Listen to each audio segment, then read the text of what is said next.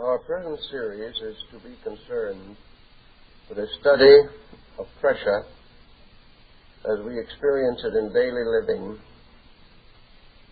and a search for remedy with particular reference to the development of Zen philosophy in China and Japan. One of the interesting symbolisms of Zen is the construction and arrangement of the principal temples of this sect. The Zen sanctuary is usually a comparatively simple structure. Very little ornamentation, very few religious symbols. The entire temple is oriented in terms of its meditation gardens. These may be one or several. They will be hedged or walled enclosures, each a world to itself, each a retreat against confusion, and each so carefully and wonderfully contrived as to give the impression that it is merely nature reaffirming itself, restating its own influence in the life of the individual. The therapy of the Zen garden lies in its contribution to man's acceptance of life itself. The man should change his point of view from a desperate struggle to a quiet realization or recognition of essential value. The Zen garden, therefore, retires from human involvement. Man experiences the garden only as an observer. He finds between himself and this sanctuary no interference, no involvement in the fashion of man-made things. The garden itself is so beautifully put together that there is no visible indication of human handiwork. It is simply nature recognized as something of extraordinary beauty.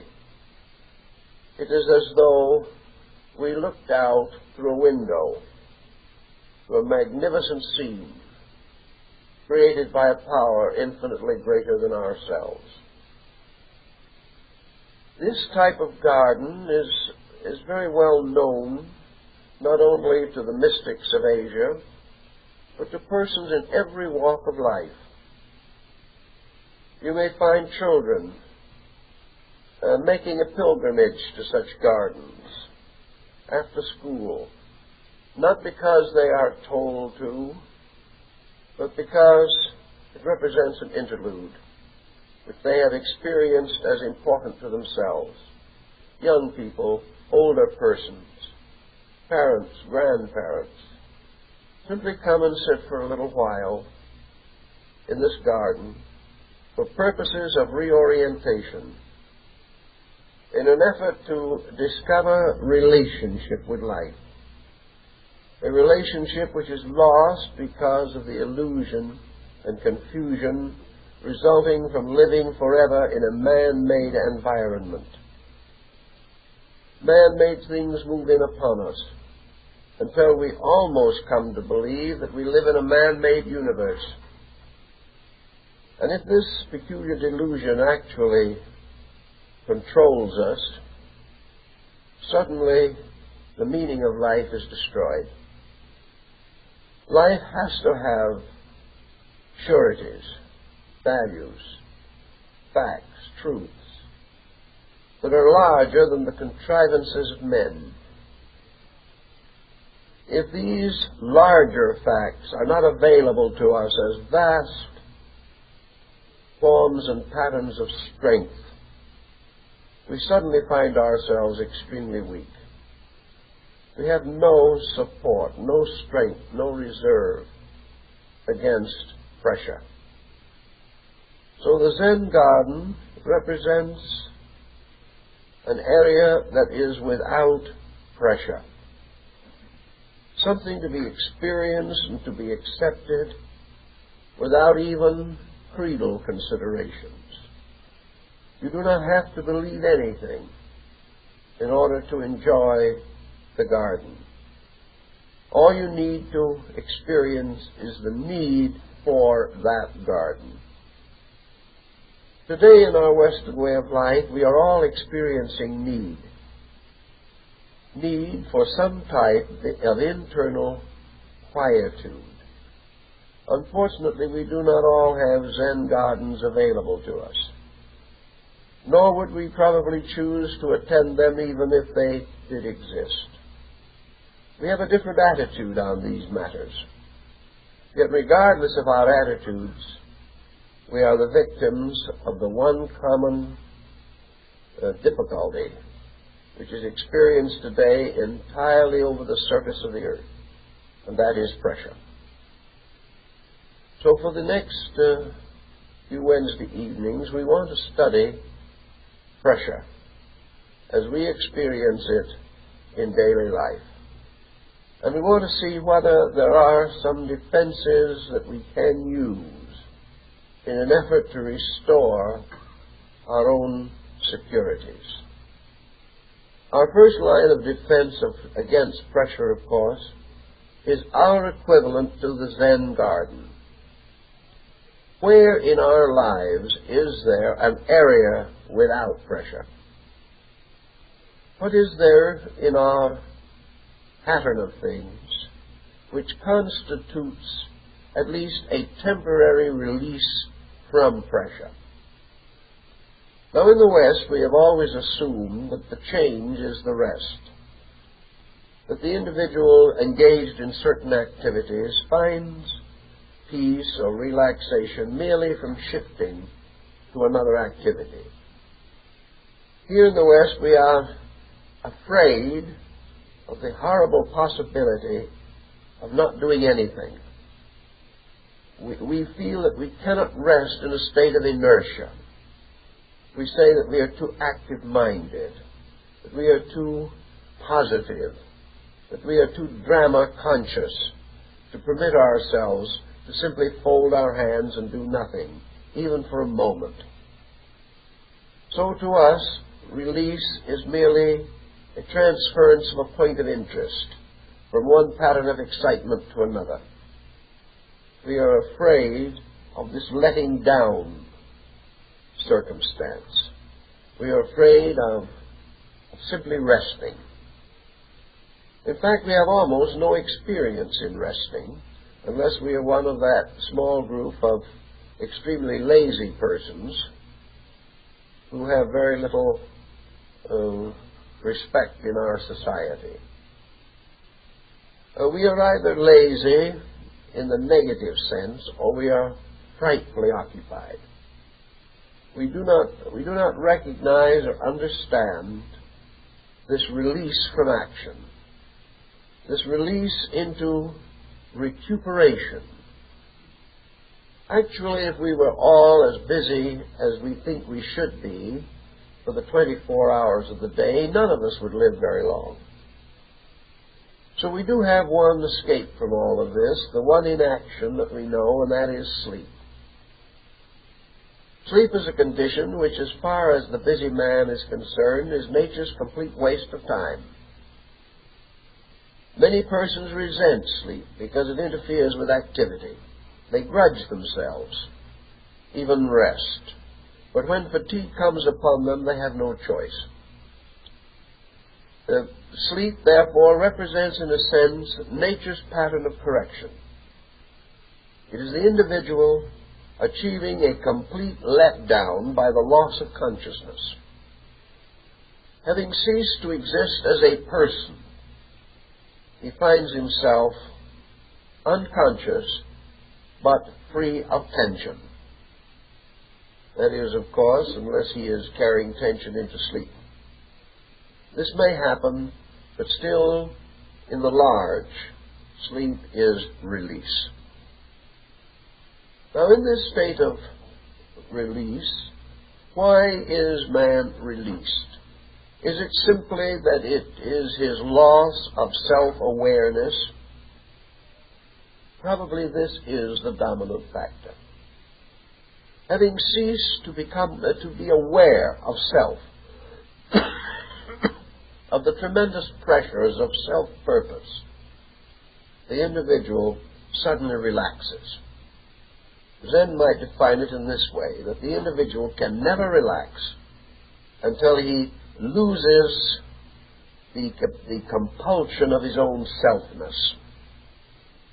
As long as he says to himself, this I must do, this I cannot escape from, this I cannot postpone, this must be achieved, or I am a failure, or I am miserable, I am poor, I am decrepit, unless I do this. While these attitudes remain, the person is under tremendous tension. So in the Zen philosophy, meditation becomes a kind of sleep. Yet it is not a sleep of unconsciousness. It is a sleep of directed adjustment with life. We can follow nature's way and depend upon complete loss of consciousness for this desperately needed letdown. Or we can develop an art in this, as Eastern mysticism has done. An art which perfects nature, anticipates its needs, and furthermore makes man a living, contributing force to his own relaxation. Instead of having his consciousness blocked by natural processes over which he has no control, he recognizes his own need, becomes in a sense the master of his own destiny, and coming to know that relaxation is important, he cultivates it. And by cultivating it, he has it when he needs it. In the Zen garden relaxation concept, therefore, the person is simply recharging the battery of life. He is recharging it, first of all, by no longer calling upon it beyond its natural capacity. One way of conserving energy is to hold on to what you have.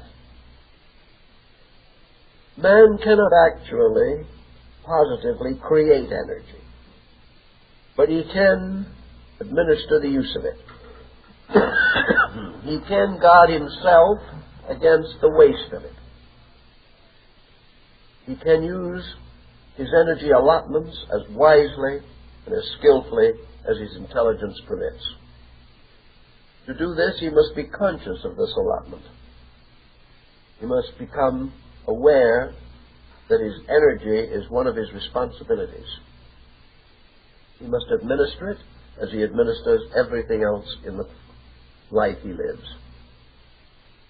So realizing that he must conserve, he wishes to find the best possible way of preserving and conserving his energy allotments. When his body is hungry, he seeks food. When his body needs rest, he seeks sleep. His body is cold, he either finds warmth or increases his clothing. If his body is too warm, he does the reverse. He tries to adapt himself to the needs of this compound structure which he calls his body. Man's contact with life around him is largely dependent upon the processes of the nervous system. Therefore, the nervous energies must be conserved. They must be properly regulated. The mysterious group of energizers which control and direct the flow of nervous energy and nervous resource must be understood and their processes guarded. Failure to take all of these into consideration means the gradual loss of energy supply, the waste of it, the sacrifice of it for purposes or ends that are neither useful nor essentially necessary. Tension not only demands more energy, but it wastes more energy. The tense person is using too much vital resource too rapidly. In nature, man is probably about the only creature that is consistently tense. Animals develop moments of tension, but they are not constantly tense because the animal lacks ambition. The animal does not have the long-range strategies which affect man. Animal instincts arise quickly. The animal obeys them. When instinct arises in man, it is almost inevitably met with conflict. The individual, under every instinct and impulse, finds himself at conflict with himself. As a result of constant conflict, there is further depletion of energy. Man being a creature capable of tremendous intensities, it does not follow that his organism and structure is capable of maintaining a continuous pressure pattern. Man is actually a far more fragile creature than he realizes. It seems sometimes as though he is almost immortal, that his body and personality can stand intense stress over vast periods of time. At another moment, these life resources disappear so quickly and with so little apparent cause for disappearance that we wonder how fragile this personality really is. But one thing is certain: it cannot stand the pressures which Western man is imposing upon it. It can stand them for a little while, but not indefinitely. And every individual has to find a way to reduce the pressure content in his own nature. So we have to try to figure out how he can do this and still retain his place in society and meet the challenge of the conditions that arise around him. One thing that creates pressure in man is responsibility. And responsibility nearly always results from the person taking on various patterns of duties which he must protect, must fulfill, must guard with his resources over a long period of time. Thus, one of the reasons for pressures is commitments. These commitments represent responsibilities voluntarily or sometimes involuntarily assumed, but nevertheless present. And in the effort to meet these responsibilities, the person very often exceeds his own capacities. With life as it is at the present time, the planning for the future of a pattern of responsibility is extremely difficult. Duties which we may assume today as quite possible and reasonable may prove an extraordinary and incredible burden 5 years from now. Things that can be done today with a minimum of effort may be impossible of accomplishment at some future date. Thus, the assuming of long-range responsibilities requires a great deal of thoughtfulness, and responsibilities demand a certain kind of person. All persons are not suited to these responsibilities. Some can carry them with wonderful dignity. Others cannot carry them. And our tendency today is to assume that the person who cannot is simply weak, is simply not standing up and doing what he should do. We measure all persons by the few who seem to achieve their ends, and all others are measured in terms of being lazy or witless or lacking in character or integrity or resource, character, or principle. The truth of the matter is, we do not all have the same resources with which to carry the burdens of life. Resources depend upon so many things, and each person, in estimating his own pattern in life, should at some time survey his resources to find out how much of a load he can really carry. If he has a very small probability in these areas, he must live within it, or else he must find ways of increasing his abilities. To drift along on the assumption that whatever we are endowed with, this is our allotment, we can do nothing more to it, other people must accept us as we are, such attitudes, usually almost total indifference to the matter, will have very little constructive effect upon the degree of responsibility or pressure that we can naturally assume. There are in this world many persons, for example, who by natural tendency, natural inclination, are suitable to parenthood. There are others who are not and will not be so suitable. They are incapable of the maturity of judgment necessary to maintain a successful home. When these persons attempt to do so, they overtax their allotment of integrated integrities. These people therefore fall apart. They cannot help it. And it is wrong to assume that this collapse is due to extraordinary weakness. It is not.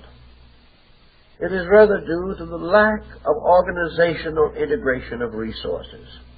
The person simply is not able to carry the responsibilities. A child growing up in a badly adjusted home is not going to have capacities to maintain a home of his own to the same degree that a child brought up in a well-integrated home will have these capacities. The individual of educational limitation, finding it ever more difficult to make a living at all, will not have the same ease in maintaining a household that will be experienced by the person who has an adequate education and is therefore capable of maintaining himself in an executive position. The person by nature physically healthy has a better chance of carrying responsibilities than one of delicate constitution. A person with a healthy, robust nervous system is more likely to remain optimistic, to face the situations of life with a good hope, than one who is naturally hypersensitive or shows strong neurotic tendencies. Thus, the personality, its equipment, its development, the judgment and strength by which action and thought are guided, these things determine the degree of pressure which we are going to suffer. The person who is adequate to his situations functions with less pressure. The individual who is struggling desperately to maintain a situation which may escape from him at any moment because of lack of his own resources, this person is under tremendous, terrifying pressures. Normally, man's nervous system is so constituted that it places a certain natural boundary upon pressure reflexes. The person who has only a certain degree of acceptances, who can only stand a certain amount of pressure, is usually but protected by nature. For if pressure far beyond this degree develops, the person is simply unaware of it. That which cannot be experienced within the common life of the individual, he may not react to at all. And if he does not react to it, no pressure results from it. But today, the levels of life which once protected the person have been badly broken up and confused. Up to the beginning, even the first decades of the present century, life was very largely stratified. Abilities caused individuals to belong to groups. In these groups, they were accepted because their abilities were about the same as the abilities of other members of the same group. Those with moderate attainments expected to live moderately. Those who had limited earning capacity did not expect to live luxuriously. The code of life, the status of living, the cost of living, these conspire together to help the person to live within a pattern of abilities. It is a pattern of abilities meant that he must maintain an establishment on a limited budget. I remember very well when a person could rent a good 5-room house on a good-sized lot without buildings for $15 a month. People lived in them and were quite happy about the whole thing. Today, even the same piece of property would rent from 8 or 10 times that amount. In those days, people worked hard, expected to. Therefore, the work being according to an expectancy did not produce tension, it produced fatigue. Today, we do not work to the full physical resources which we possess, but we are poorly adjusted for the most part in the things we are doing. Therefore, our endeavors produce tension and not fatigue. The average person is not physically tired, he is nervously exhausted, and discovers to his amazement that nervous fatigue is the most desperate kind. Trying to estimate some of the patterns then, in a practical way, we come finally to the realization that society today, whether it be the Great Society, or the great socialized unit that some are dreaming of, or the great communized state that most are afraid of, regardless of what this pattern may be, the truth remains that society is not protecting the individual and has no intentions of protecting the individual. Society will provide the individual with certain situations, certain conditions. Society can develop a sufficiently benign attitude so that it will prevent the individual from starving to death. It may bring to him socialized medicine. It may make more and more secure the bare necessities of his existence and even provide him with some luxuries. But society is not concerned essentially with the individual. It is concerned with a series of sociological platitudes to which the individual is variously related. Society is not interested in the individual for one definite reason, that no society as we know it today is geared to the potential of the normal person. No society has as its final end and objective that the individual shall be protected against the pressures which will sicken or destroy him. Society today wishes to continue to produce these pressureful situations and then provide medicine at lower rates for those who are destroyed by the pressure. Society continues to make us sick and then gives us socialized medicine as a panacea. There is no intention to change the tempos which we regard as necessary to this mysterious, intangible thing called progress. Progress must be served, even though it must be served by the destruction of the individual. Progress produces means of destroying the individual. We must accept this. We must accept the bomb. We must accept all of the vast developments of destructive armament, simply because they are evidences of pressure and progress. Today, therefore, we cannot depend upon society providing a normal environment for the person. We cannot assume that our children will go out in a world that has been planned to be the best for those children.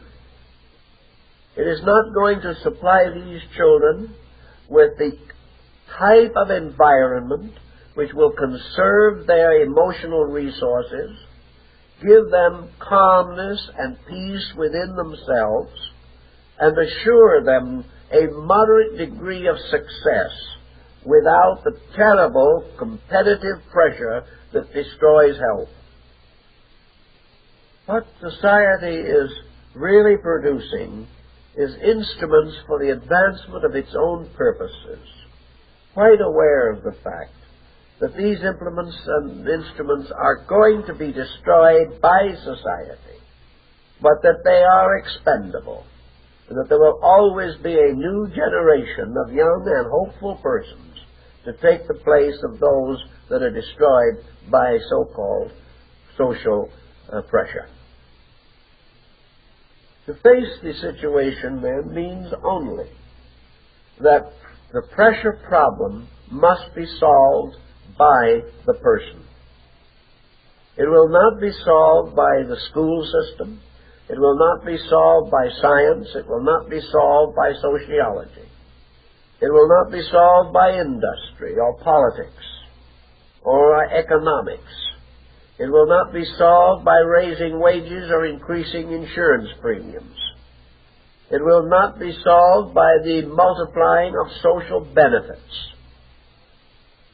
The pressure problem is the interval between what man wants to accomplish and what man can accomplish.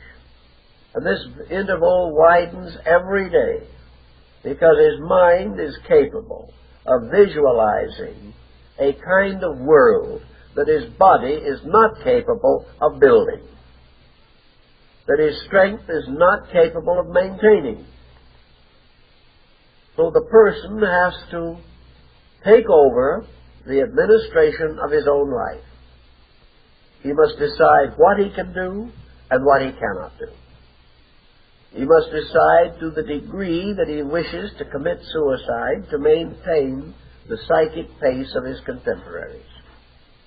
He must decide to what degree he wants to be sick in order to be successful.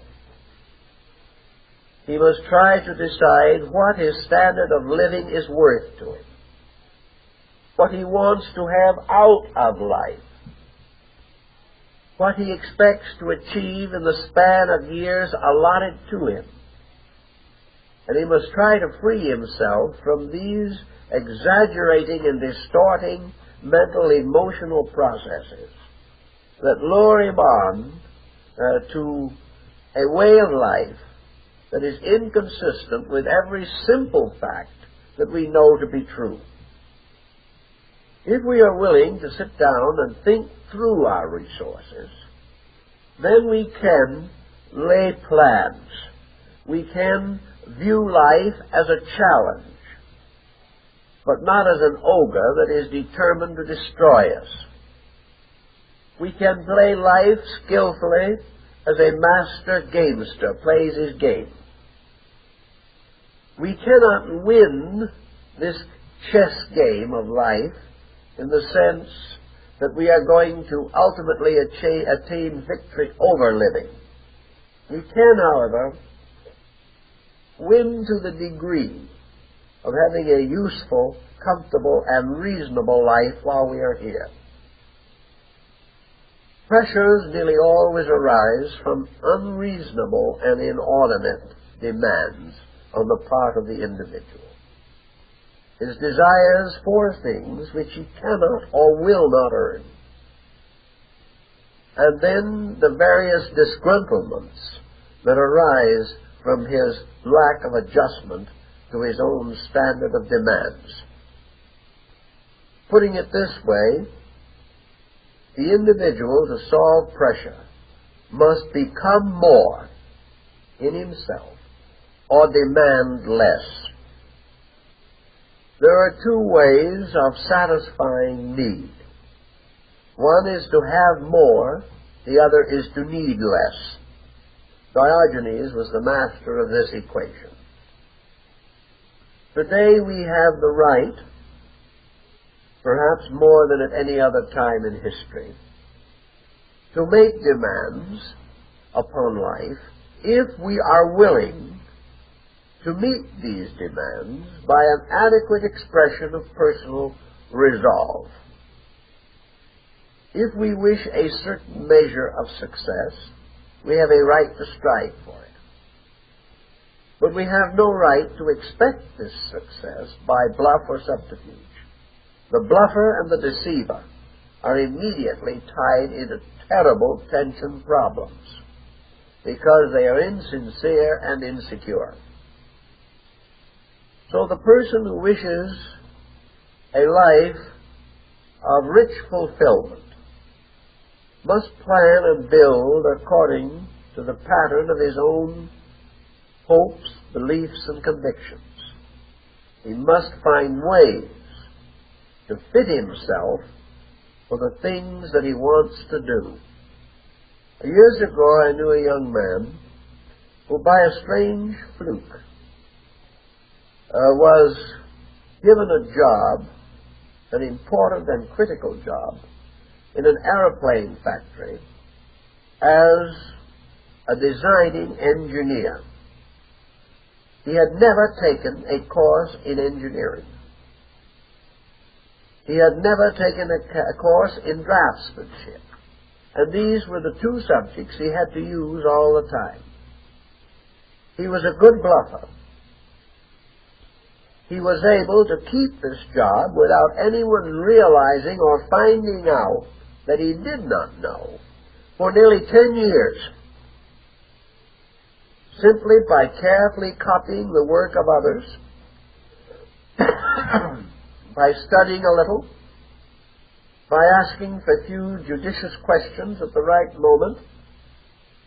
He was able to maintain this very difficult position, a position which paid him very well, and it demanded in him a new standard of living which he did not wish to give up.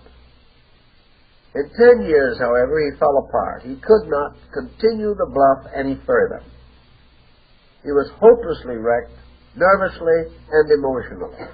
And had he not stopped when he did, would probably have ended mentally very ill. He could not keep on bluffing. The responsibility, the fear, the anxiety hanging over him all the time, for he never knew from moment to moment when some question would be asked, some situation would arise in which his bluff would be discovered. So he could not stand the strain. And to most of us, this is to a measure our problem. For we're not bluffing as he did. We are inadequate and we know it. We are never sure when an emergency will arise which will overwhelm our reserve and our knowledge. We are never sure when we will no longer be able to continue the courses which seem essential to us at the moment. We have to get past this, or we will never get past tensions. Because tensions, with their anxieties, with their debilitating results, arise from this inner realization that we are not secure in the things that we are doing.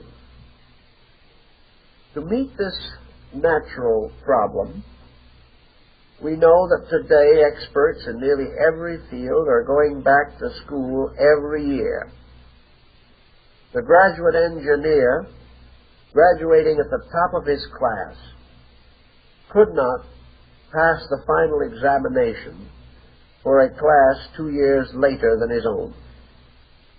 Constant change, constant modification, the pressures increasing continuously, everything becoming more complicated, and the individual merely becoming older and more tired. Youth, however, cannot take over either. Youth today, as research is showing, is graduating from college completely exhausted in terms of nervous resources. The average college graduate today is more psychically and nervously tired than the average man of 3 times his years in the last generation. He is already an old, worn-out person when he graduates, because too much has been demanded of him, particularly at a time of life in which his resources are not at their best for this type of pressure. The person living along through life used to believe that he could live securely in at least the probability of his own life expectancy. World conditions would not change enough in 50 or 75 years to cripple the right of the average person to survive through his span of life expectancy without impossible situations arising. Today, the whole world changes in 5 years. There are no longer securities of these probabilities. The man who masters his trade today is not certain that he will work for the rest of his natural life. He does not know when he will be replaced. He does not know when the field of endeavor with which he is concerned will become obsolete. These pressures add a constant subconscious fear which eats at the securities of this person. Yet we all live in one kind of a world. Whether we know it or not, we live in a rather pleasant world. After all, most human beings are not ferocious or terrible creatures. The tendency of nearly all normal persons of all races and nations is to be kindly, well-disposed, sincerely interested in preventing suffering and bestowing as much happiness and contentment as possible. We are not living in an awful world. We are not really living in a heartless world, because most of the people who are in trouble or are causing trouble are good-natured, kindly intentioned persons.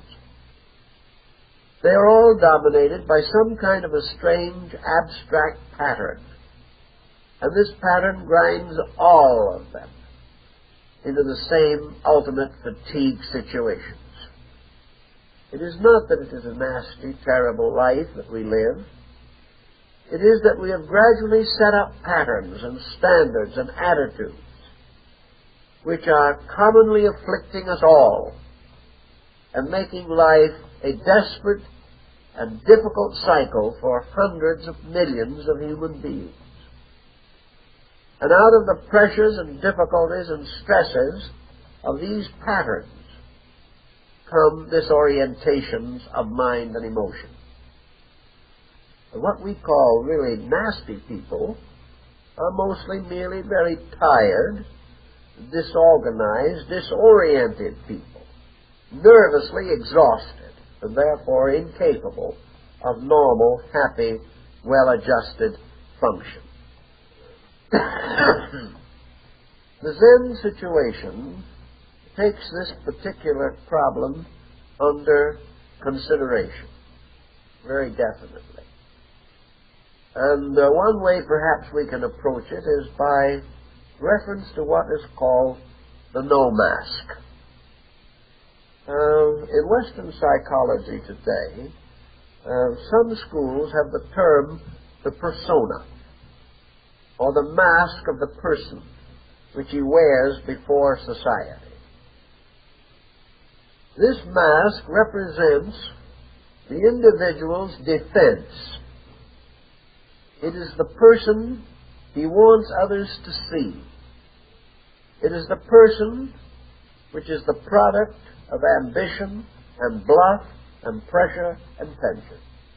It is the successful person who wishes his photograph to be on the cover of the local handbook of the social clubs, the service clubs, organizations.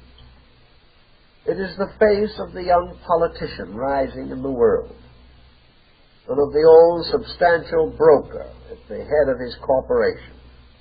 It is the face of a strange, tired responsibility, which is regarded now as respectability. This mask, the no mask, is tied in very greatly with the psychology of Asia. And if you notice the various images and symbols of the deities of Hinduism and Buddhism, you will realize how often this mask appears. The no mask of Asia is the face that is inscrutably calm, the strange, quiet face, about which lingers just the suggestion of a smile. A strange, almost expressionless face.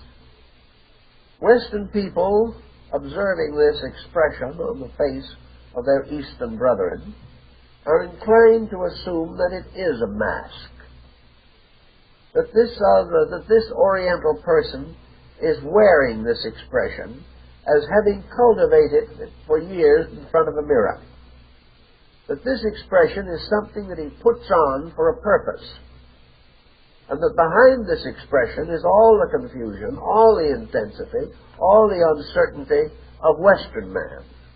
But the Eastern man has found a cute and interesting way to conceal this, and in this way, to a sense, discomfort his Western friend. Actually, this attitude is not correct.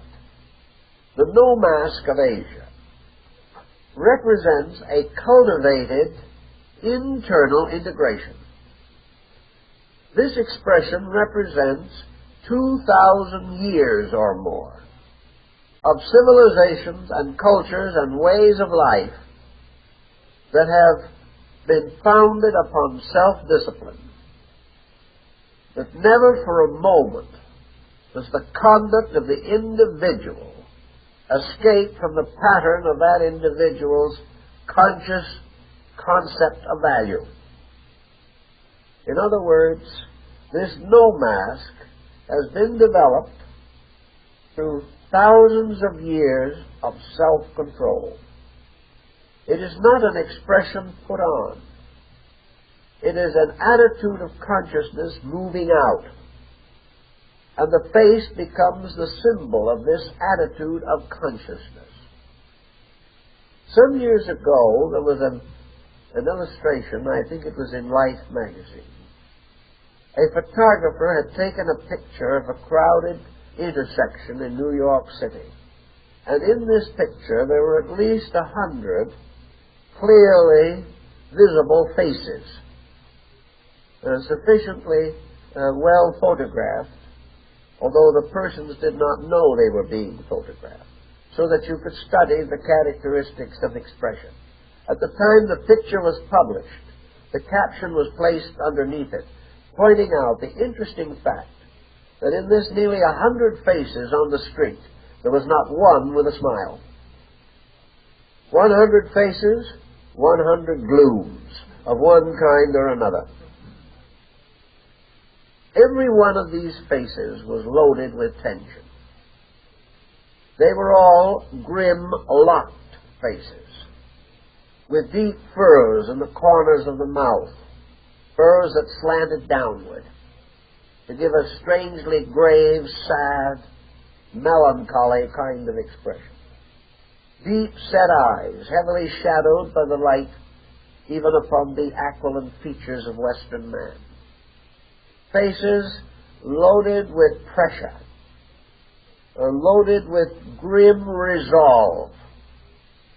Faces bitter, saddened, exasperated, relentless, but faces strangely and wonderfully filled with not an evil look, but a strangely sick look. I was talking with a Japanese friend in a little hotel in a small village about 100 miles north of Tokyo. And he was telling me about the visitors and tourists that come to the hotel. Not too many. Maybe one group every 3 or 4 weeks. The rest of the time he lives entirely with the native people. He says he begins to realize why it is that the little children cry when strangers appear. Western people frighten Eastern children. Not by anything they do, because like as not, they're handing out candy bars. What, however, is that as the child will say to its parent, why does this person dislike me? Why is this Western person looking at the Eastern child as though the child had done something evil? The Western person doesn't even know it. He isn't mad at the child. Perhaps in some mysterious way he's mad at himself. He doesn't know he's doing it. But the non-Western, seeing this face, sees what appears to be antagonism of some kind. He doesn't know that this is the natural expression of Western man. He does not know that the aquiline features, the deeper set eyes, the strongly modeled face, the pressured jaw, the thin line of the mouth, these are not attitudes put on to discomfort or frighten a small child. They are the face of Western man. A face that is hurt all the time. A face that is fighting for survival against something. And behind this face is impatience, irritability, inability to let down. This face is on a person who fidgets all the time, who cannot sit still, who can scarcely read a book anymore, must turn to something if it's only the bar. This face is a face of criticism that mysteriously is always finding something wrong with other people and other things. The face which condemns by a subtle expression that has now become part of its own nature. The individual who subtly resents the tremendous pressure of other people who are opposed to what he is trying to do. Inside he is defending himself against that man who wants his job, that other person who wants to break his home, the children who want too much for their own good. All the different desires that bleed this person have created their scars upon his character. So these foreign people, particularly the Asiatic, with very smooth, even surfaced face, has very few depths, very few clear-cut lines of features, whose face very often reaches great age without even a wrinkle.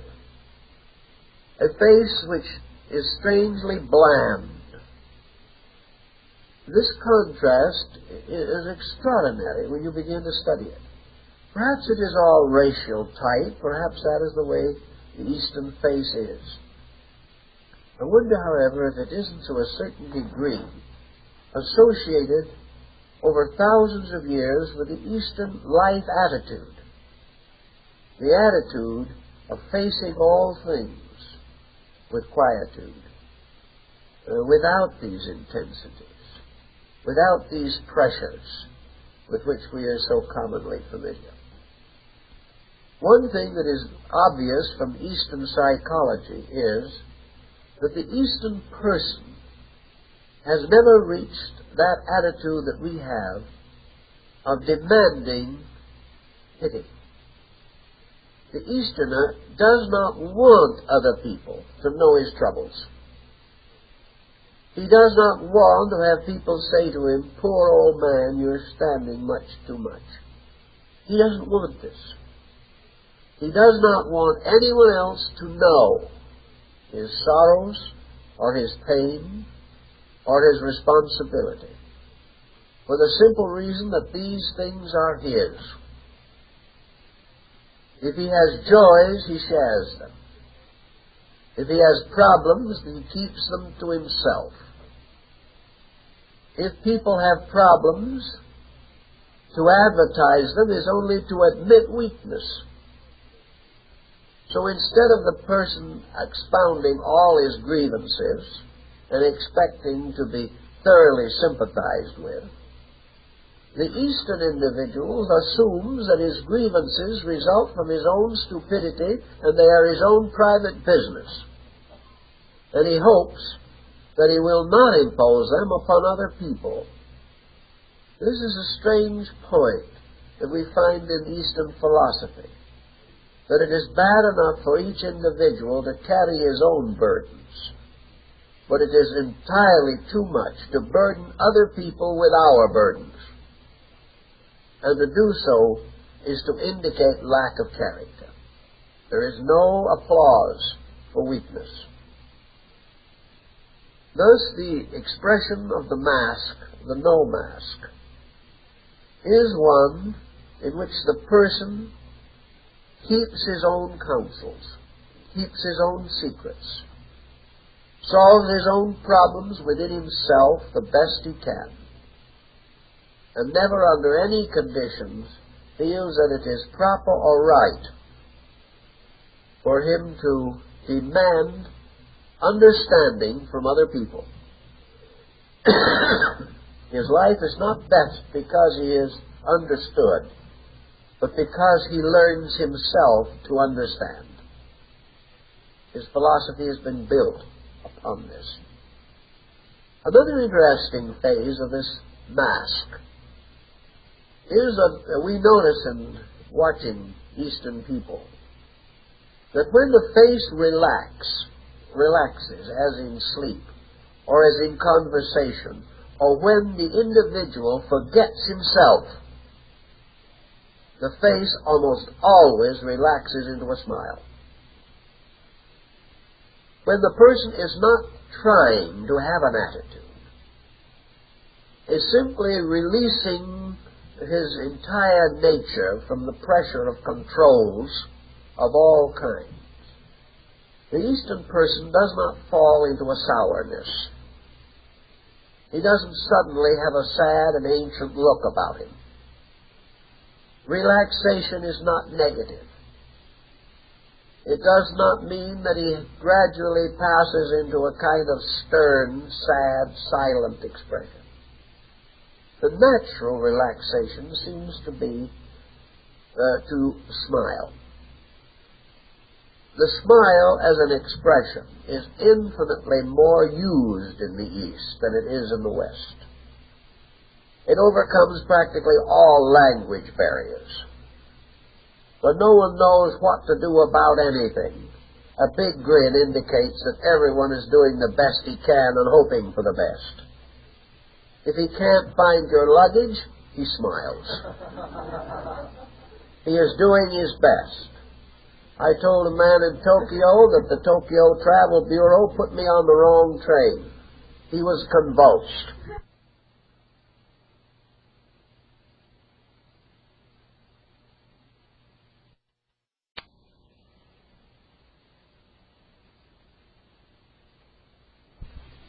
Has conquered something. It was not only a large wedding, but it was a thoroughly westernized wedding. The only Eastern part was the wedding cake, which was in the form of a Buddhist pagoda. But to get through to the wedding was quite a problem. There were hours of smiles that had to be gone through first. Smiling and bowing. They probably were averaging 600 or 700 bows an hour when I left. These bows must have been tremendous from the standpoint of reduction programs. They would undoubtedly keep a good waistline. But everyone was bowing and smiling. There was no handshaking. This was a little too conventional. But everyone met everyone else with a very solicitous consideration for age, for the patterns of life, for relationships, and everyone was bowing and smiling from ear to ear. It was a wonderful occasion. And in the East, anything that is possible to celebrate is celebrated. They have feasts and ceremonies and rituals and festivities every day of the year. Morning till night, all the time, there is something to be grateful for. Here we just can't find anything worth enduring. Yet we have much more than they have. But they have this one thing that seems to be important, and that is that little garden or that quiet place, like the shrine on the top of the department store. When you get through shopping, you'll go up and pray a little while and get your nerves put together again. Then you go back and assail the basement bargain shop again. Bargains begin and end with prayer, by which it means everyone is happy. The sumo wrestling championships were on. And as most of you know, these massive persons really represent a kind of wrestling or athletics unknown in the West. A tremendous championship bout that lasts 10 seconds. In the course of the championships, while these massive mountains of muscle were locked in what appeared to be deadly conflict, the camera of the television showed close-ups of the faces of these struggling men. Here they were locked in a to-the-death championship. And the close-up showed both of them smiling cherubically. There wasn't the slightest look of tension or animosity on them. They looked like innocent little children, smiling benignly at each other while locked in this struggle for championship. When it was finally decided and the camera showed the winner and the loser, the smiles on both were exactly the same. There was no way of telling by the man's demeanor whether he had won or lost. They asked one of the champions about this on account of strangers present. Well, he said, we always smile. If we are smiling and have lost, we are smiling because a good man has won. If we smile and win, we are smiling because heaven has been kind to us. But there's always a reason to rejoice.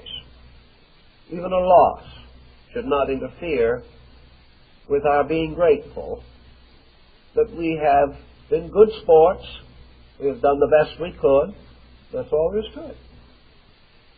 This is unfathomable to Western man, who's got to put all he has behind something and come out a complete wreck.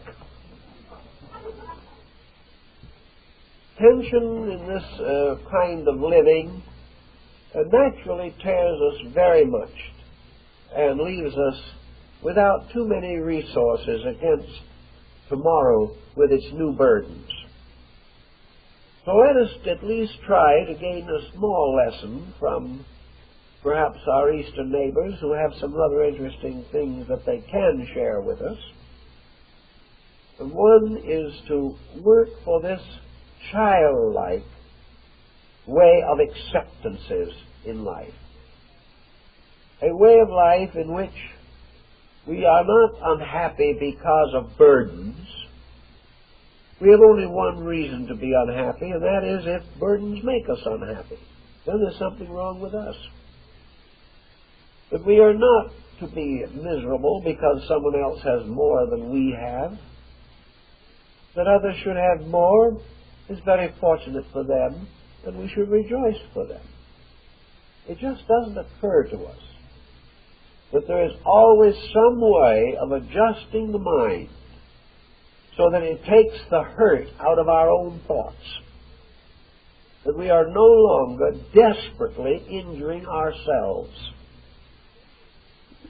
The moment we fall into negativity, we begin to think of unfairness. We begin to grumble that someone is more fortunate than we are, and this is an unhappy situation. But in a Buddhist country, this is not an unhappy situation. It simply indicates that the other person has earned something that we haven't earned, and we rejoice for it, and hope that his example will inspire us to earn likewise. In the West, we are jealous of him. We feel that he has no right to these things. And one of the reasons that this feeling has increased with us is because we have lost a concept of universal justice.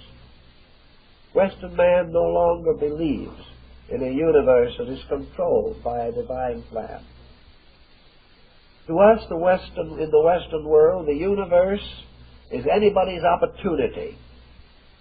And we resent the individual who steps forward and makes more of this opportunity. It never occurs to us to realize that there is a plan, and that this plan has to be obeyed, and that we have to learn to obey it.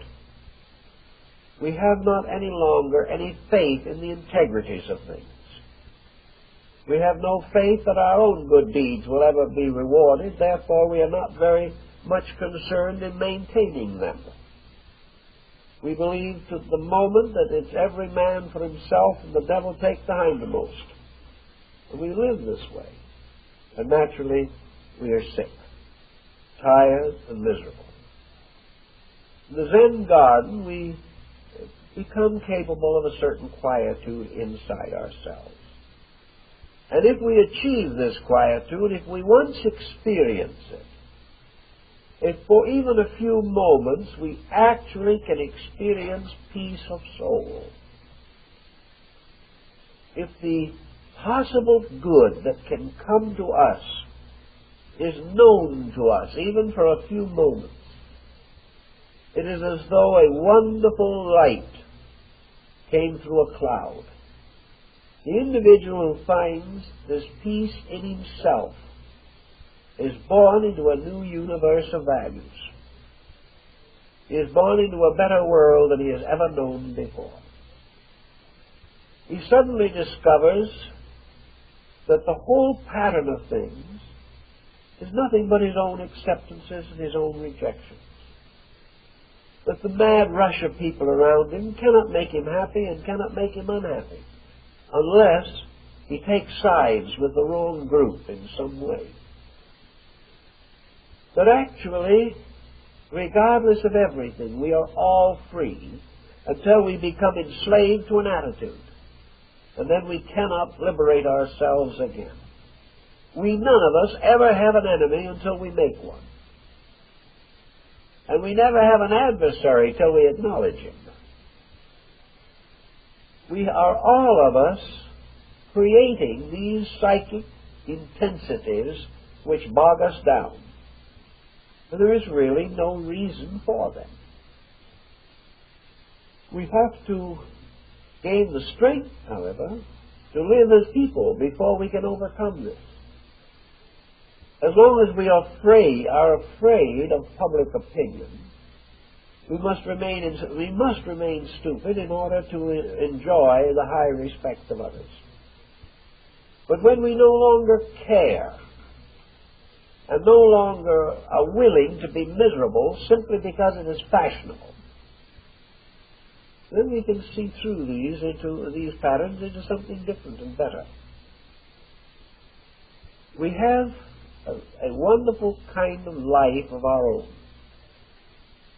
This life is always available to us. We are sculptors. We can fashion it as we will. We are master architects. We can create the structure of our own pattern of existence exactly as we will. There are only two provisos. One is that what we will must be right, must be essentially proper, or else the creation of it will cause harm, and this harm will hurt us.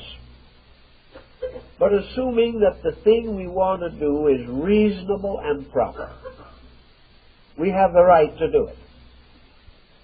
And every individual has the right at any moment to give up any attitude that hurts him.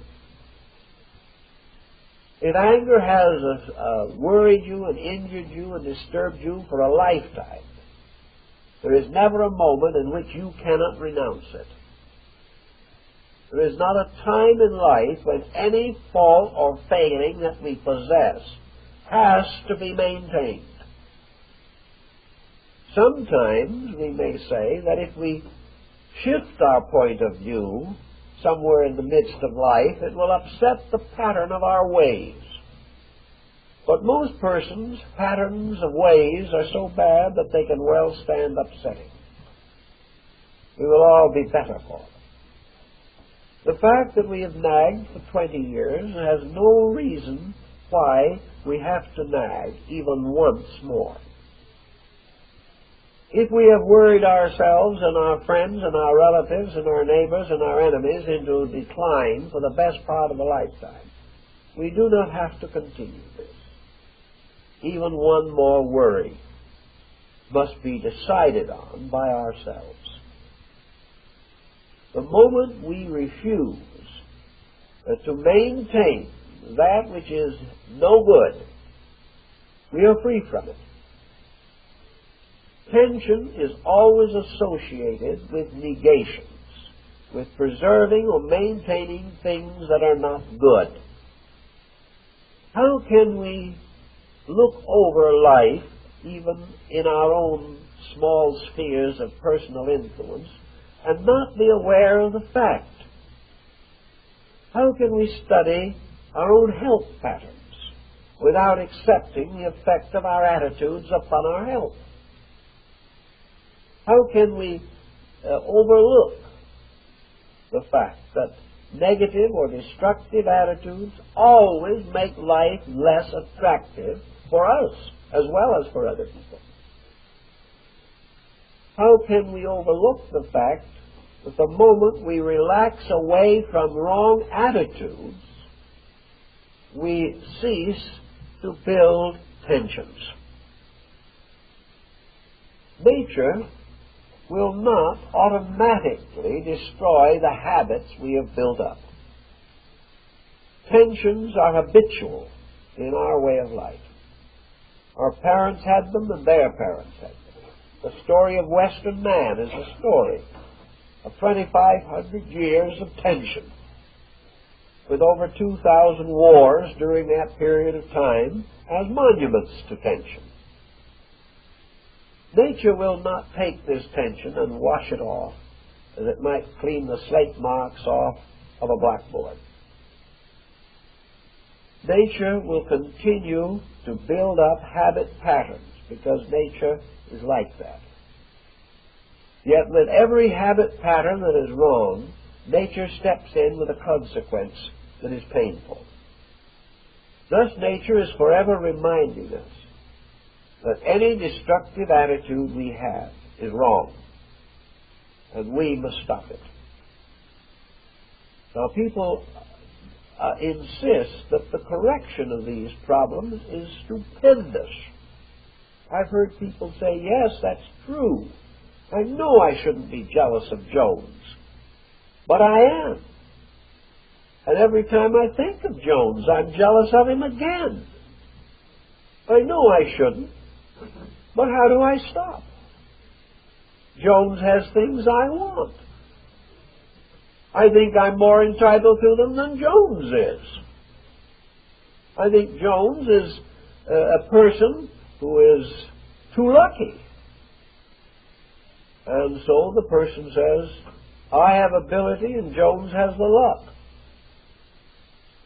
So I'm jealous of Jones. Another individual says, certainly I don't like my relatives. I have good reason to. They never liked me. Why should I like them?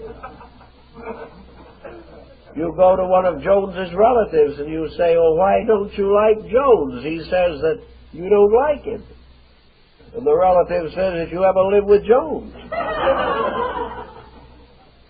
So everybody ends up by accusing everyone else of being the cause for the discomfort.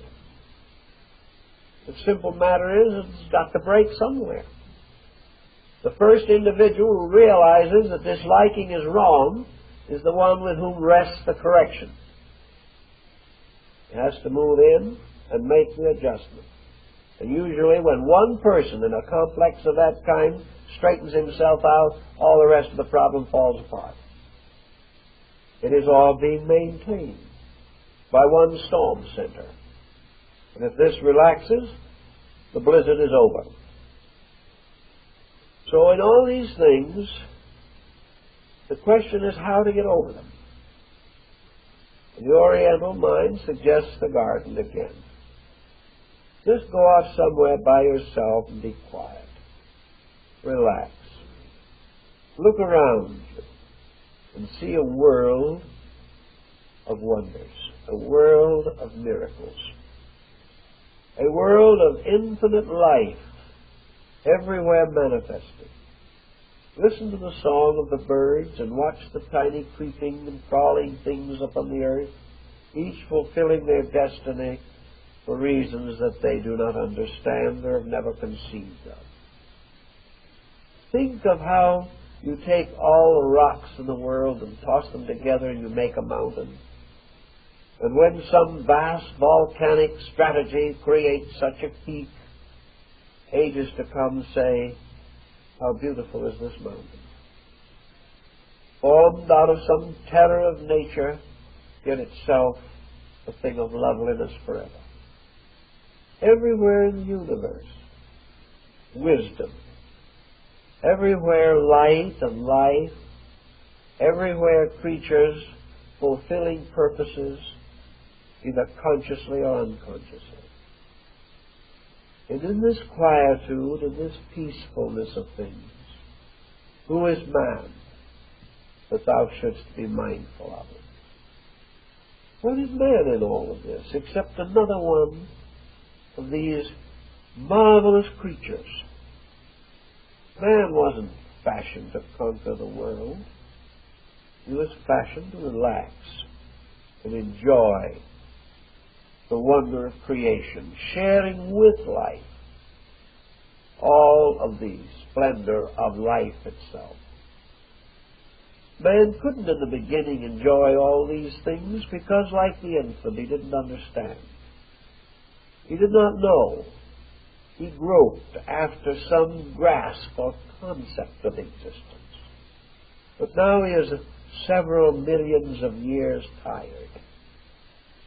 He has lived here a long time. He has left monuments of history and literature and culture. He has lived here long enough to live better than he does.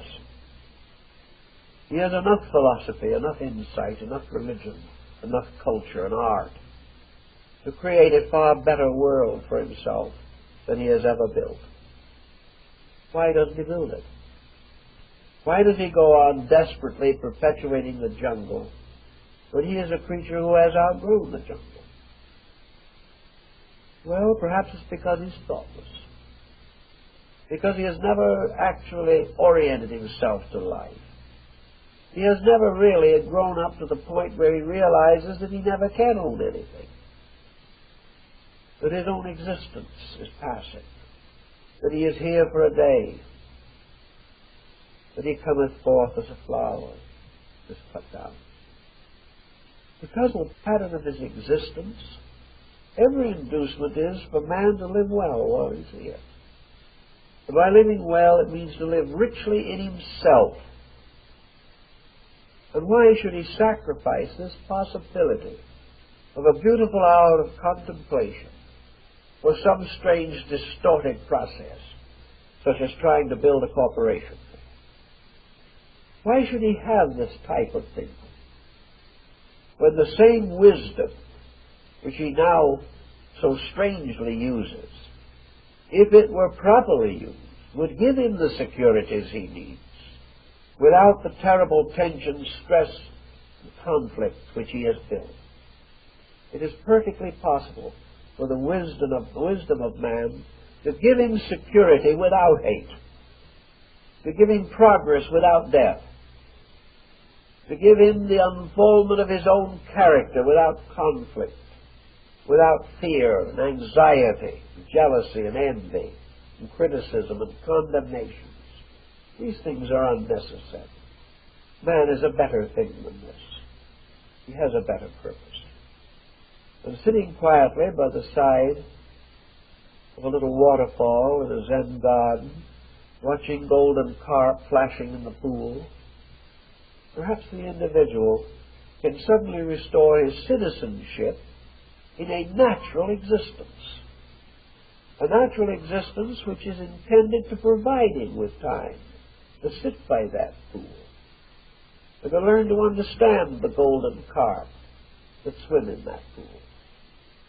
For in the beauty of the afternoon, the flowers, and the growth of natural things, from the rewards that bring with them no pain, no stress, no anxiety. The individual can have friends. He can live a simple, useful, unfolding life of inner nobility. He can write great poetry and great drama. He can compose great music. He can find countless ways to live well. Cottage industry has proven itself in Asia as a tremendous thing. Man can produce what he needs, create what is necessary to him. He does not have to hope and believe that he must sometime leave an empire behind him. If he only was thinking more of the future before him and not the empire behind him, we would get along much better. We would have the courage to protect happiness, which now we do not have. Today, happiness is the first and most expendable of all things. And for the sake of ambition or greed or a little selfishness, we are perfectly willing to sacrifice it at any moment.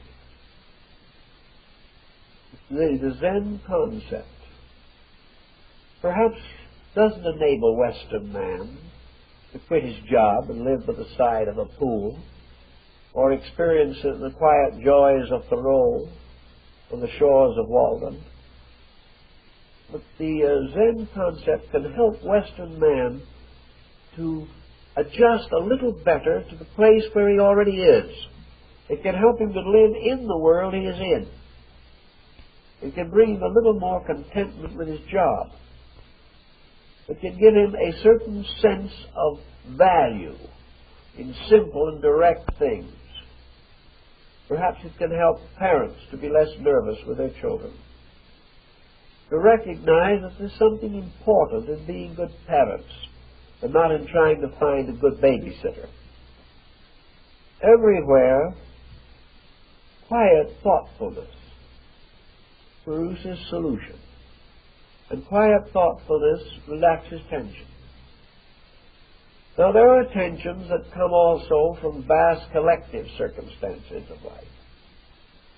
Now, there are tensions that are almost inevitable to man. Man has one tension which probably will be very difficult for him to overcome, and that is tension of insecurity about himself.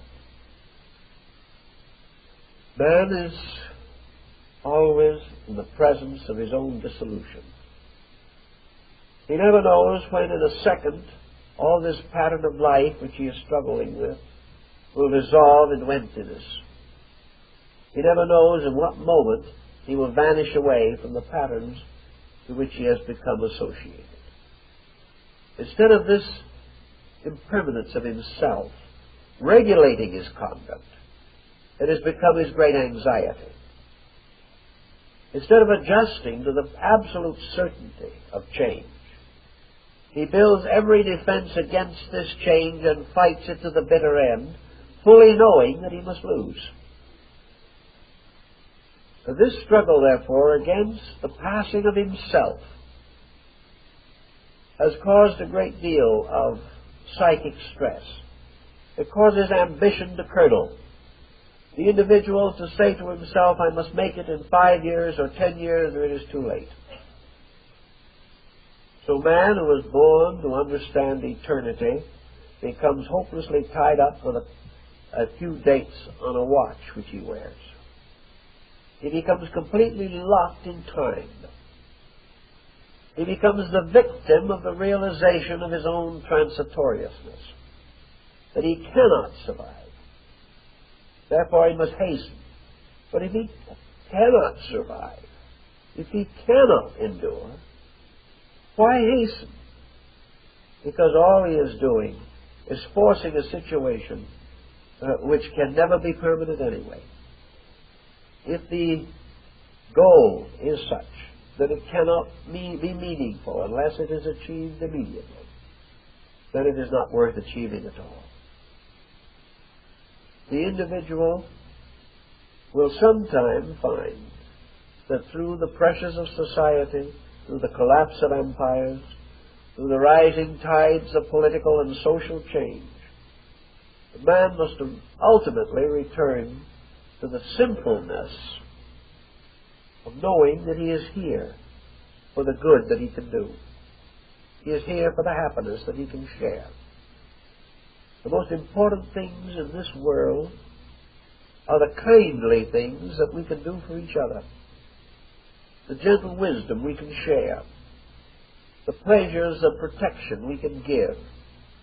There's nothing in all of success that can bring to the individual as much happiness as a kindly, well-organized home. Here, where friends can work and live together in an atmosphere of affection, the members find fulfillment. Fulfillment that is greater than any success can ever bring. Yet one by one, these members of a happiness renounce their birthrights and go out in search of this strange, ethereal, insecure thing called success, giving up the real joy of existence for a pain that must eat at their souls as long as they live. What is the value of it all? What is there wrong under such condition with seeking a quietude beyond life, seeking to build within the self this peacefulness which enables the person to do all the things that need doing, but never to dramatize or emotionalize them? Zen on this is nothing but a strict and immediate honesty. Zen says to you, you do not have to like the people you do not like, but you do not need to pretend. If you have nothing in common with the individual, your lives will separate, unless someone makes false values and tries to hold together that which has no cohesive element within itself. It is not necessary to dislike anything. It is not particularly necessary to like anything. What is essentially necessary is to quietly accept life, accept the values of things, the immediate responsibility that comes at hand, perform it. For there is very little to it in most cases. There's a story of a Zen monk when a community adopted a little boy who had left orphan. And the child was very small when adopted. The old monk had to find all kinds of ways to feed the baby and take care of the child. And in the course of time, the child grew up. And finally, the monk had a grown man on his hands. And the child was no relative of the monk. And one day, the child came to the monk and said, Reverend Father, I realize, having now achieved maturity, how great a thing you have done. Here I am no relation of yours, yet you have loved me and cared for me and guarded me and provided for me as you would your own son, with no reward, no reason for doing so. But all I can say is that I do understand and that I am grateful. The old monk said, I haven't done anything. I haven't done a thing. I walked along the road, and you were handed to me out of space. What is given to me is mine. What is mine I will do my best with. When you grow up, you will go your way. I will have lost nothing because I owned nothing. It was my right, my privilege, my duty to do what I could. But this is nothing exceptional. This is only human. What else could a person do who is human? Well, the boy didn't understand that very well, but anyway, the old monk regarded it as just simply a common task. He said if it had been a little dog with a broken leg, I would have done the same. Whatever it is, if we have natural, kindly hearts, we do the things that need doing. And we do not sit back and rationalize them and try to determine whether they are profitable or not. And if this boy had left the old monk with a rebuke and absolutely without gratitude, the old monk would not have been in the slightest annoyed or injured or defeated, nor would he have felt misunderstood, because if he had had a little dog with a broken leg, and he had set the leg, the dog had gotten well, perhaps in time the dog would have run away also. This is life. Life lives itself. Therefore, there is no debt, there is no problem. But we can dramatize these things and make them terribly important. I know persons who had done much less than the old monk and died of a broken heart because the boy didn't support them for the rest of their lives. There was no gratitude in the universe. There was no fairness. I've given everything I had, nobody cares. There's only one thing we give, and that's everything we have. And there's only one reason to give it, and that is because our heart tells us to.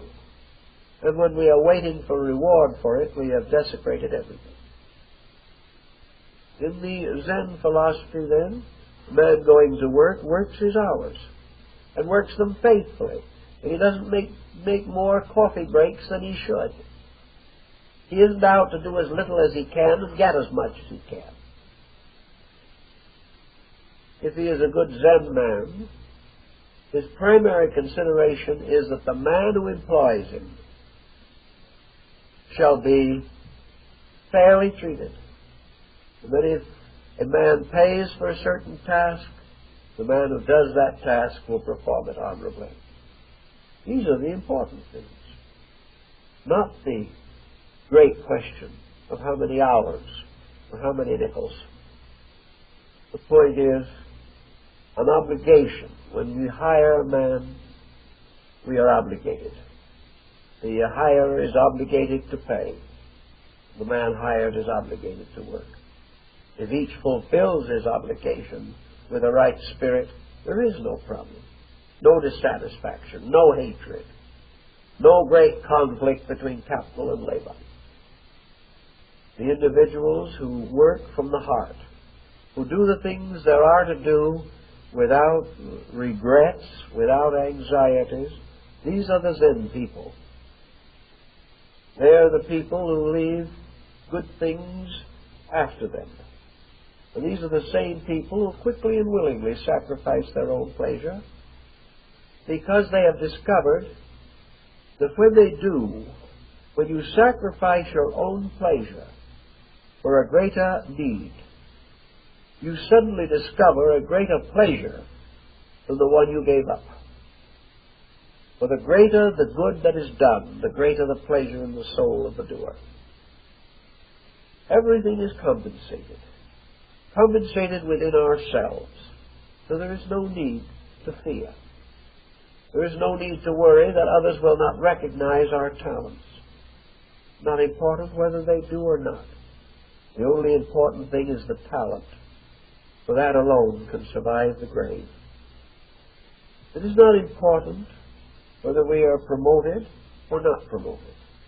The old monks of the Diamond Mountains of Korea, the Taoist fathers who really inspired the Zen monks of China and Korea, like to live in very remote places. Sometimes an emperor or duke or a great man would come and say to the old hermit, "Father, I need a new prime minister. My country's in a bad way. Will you come and govern us?"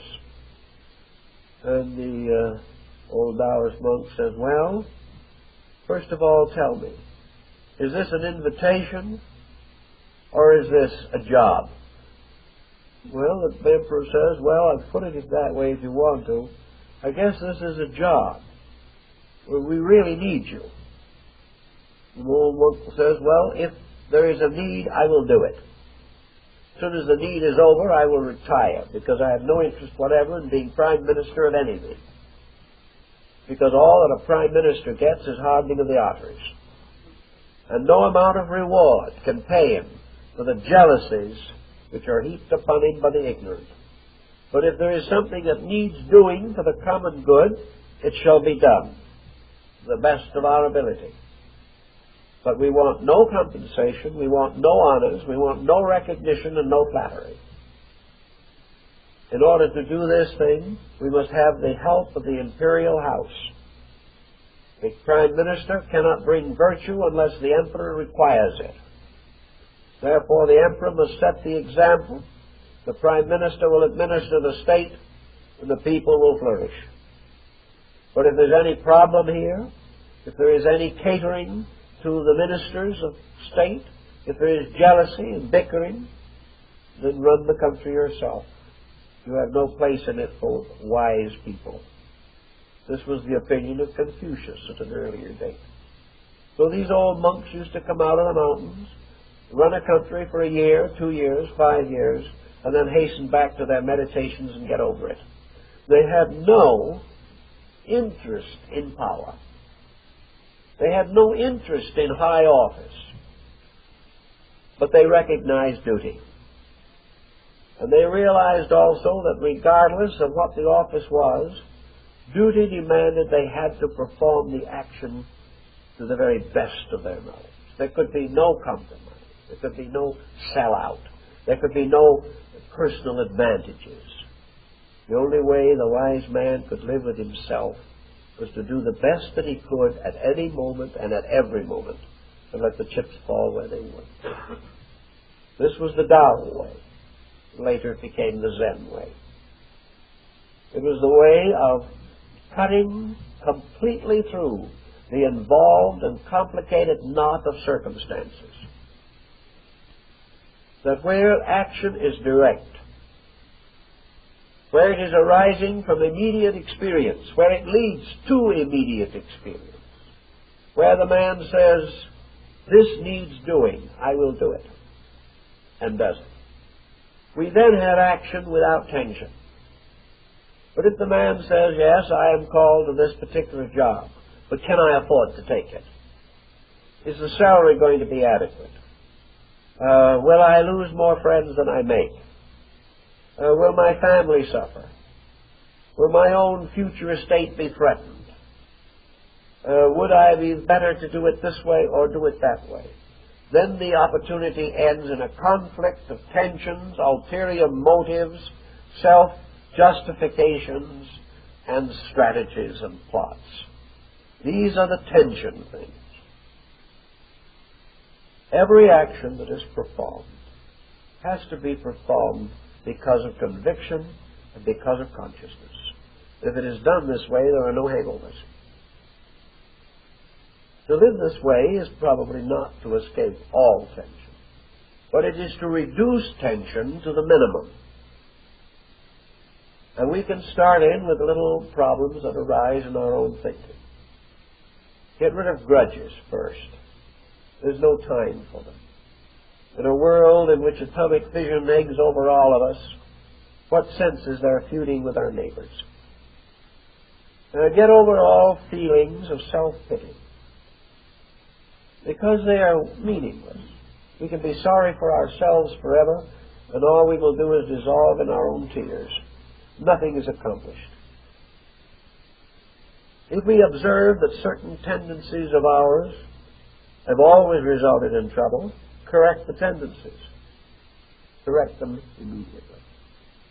And realize that immediate change is the only kind that is possible. There is never a moment where an individual cannot reform himself. There is never an instant in which he cannot destroy the worst habit that he suffers from.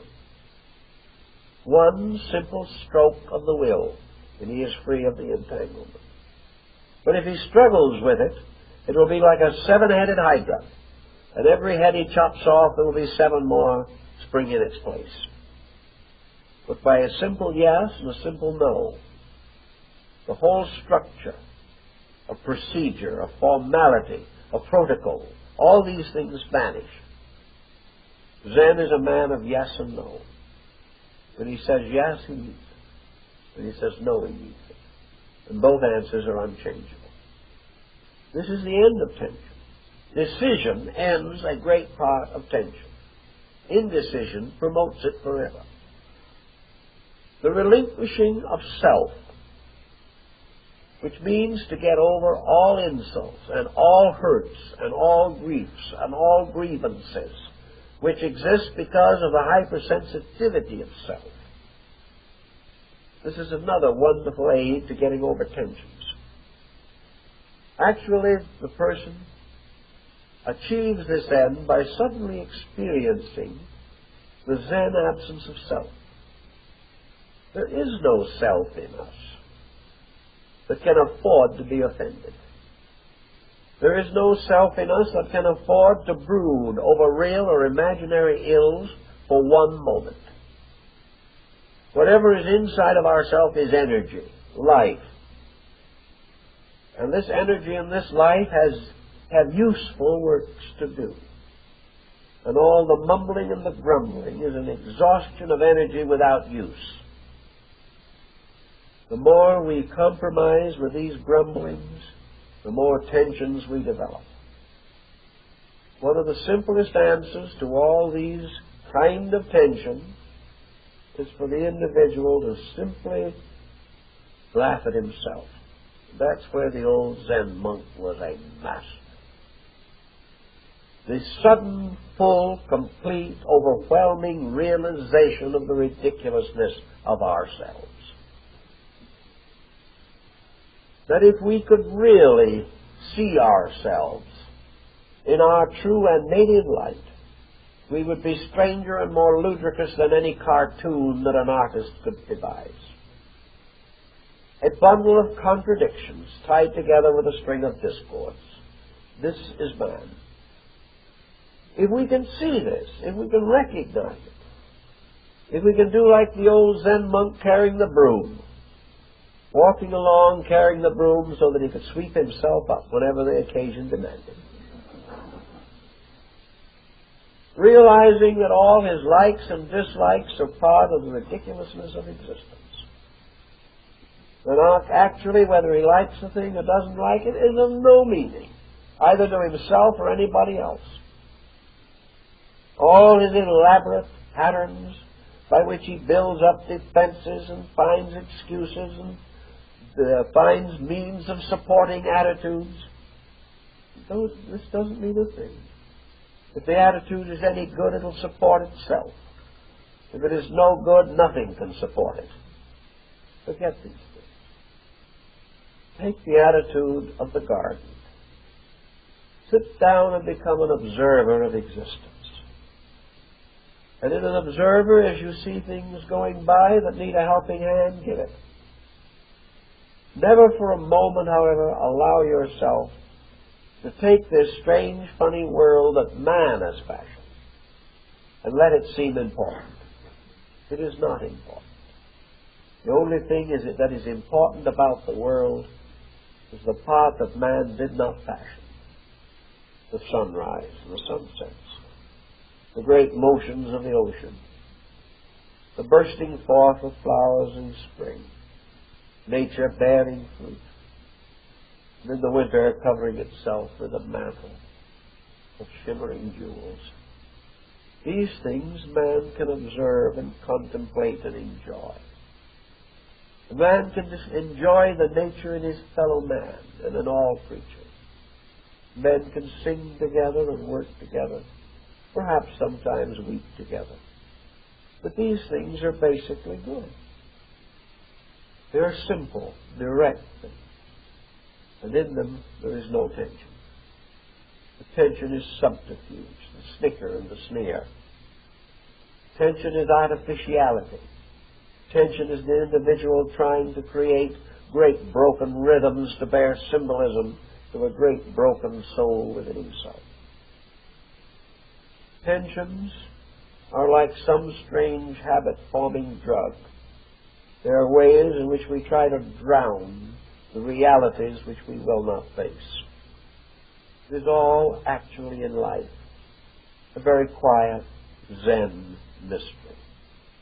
A mystery of little people learning to love each other, learning to like each other in spite of their various natures and appearances, learning to excuse faults, learning to laugh together, learning to find all things that seem serious a little ridiculous, and that all things that seem ridiculous are a little serious. To build a philosophy that enables us to live graciously and exit nobly. These are the problems that Zen works with. To give the person directness. For indirectness is the end of hesitancy. And the doing of the thing that needs doing is the end of this vast build-up of psychological artificial pressures. If the thing needs doing, it needs doing. When the rain falls, it falls, because it is the way of rain. When man comes to a decision, he calls a conference and nothing is done. That is the way of man. And that is why things are in such a sorry case. Learn to be quiet a little bit in yourself and try to find ways to put yes and no's into all these maybes and perhapses which make up life. When you see situations that are wrong, try to immediately clarify them. Are you wrong? Is the situation wrong? Are you afraid to admit that you have been in fault? Have you maintained an hypocrisy until it can't be endured any longer? You say other people are thoughtless. Have you been thoughtful? You say other people are selfish. Are you unselfish? Face these things very directly. When you face them, solve them. For if the solution comes immediately upon the recognition of the fact, if the moment we realize what is necessary, we do that which we realize, there will be no build-up. There will be no vast patterns of regrets. There will be no broken hearts lasting through the years. What is necessary is next. What is finished is finished. What is no longer creative is no longer useful. What no longer helps is no longer necessary. Everywhere, simple, firm solutions. Even if we're not entirely sure, do the best we can and be prepared to stand by the consequences if we are wrong. But make simple, direct solutions. If the thing we are doing is obviously bad for us, stop doing it. If we will take these simple, direct attitudes, we will also discover, as some have found who have tried it, that our world will not fall apart, that our economic condition will not collapse, that we will not be sitting around unemployable as we would like to think. For our tensions create more unemployable people than our convictions ever will. Actually, the moment we clarify, we have more energy for the job. The moment we learn to do things thoroughly, quietly, and immediately, without regrets, when at work our mind is on the job instead of elsewhere, things solve themselves. Things straighten out. There are fewer errors, fewer excuses necessary. And little by little, we find our lives falling into a gentle, orderly pattern. We have not lost a sense of humor. We have finally discovered it. And we have learned that the real quality of humor is to laugh with life and not at people. Now, Zen gives us a new attitude of being. And this new attitude of being marks itself on our faces with this quiet look of peaceful security. It makes it more unnatural that we smile, because we can smile when we have no secret worries and secret fears. And when all our works are done openly, when our decisions are made frankly and immediately, we carry no burden of unfinished business to disturb our sleep. We sleep well, we eat well, we feel better, simply because our lives are in order. And in a time of tension, it is this simplification, this directness, this letting go of the dead, this making new relationships and new pacts with life itself, this getting away forever from sophistication, this recognition of simple value, and that we can never afford to violate the integrities of life. We get a few of these simple patterns down, we will not have pressures as we know them. We will not have these neurotic frustrations. We will have quiet, even living, with an opportunity to get a depth insight into life. For depth brings with it the love of beauty, the love of art, the love of culture, the love of all the fine things that make life worthwhile. So Zen has something to offer to us even in the West. And I hope in the course of this series of talks we will be able to examine some of these offerings in greater detail. At this time I think we should all give thanks. The lecture is over and go home.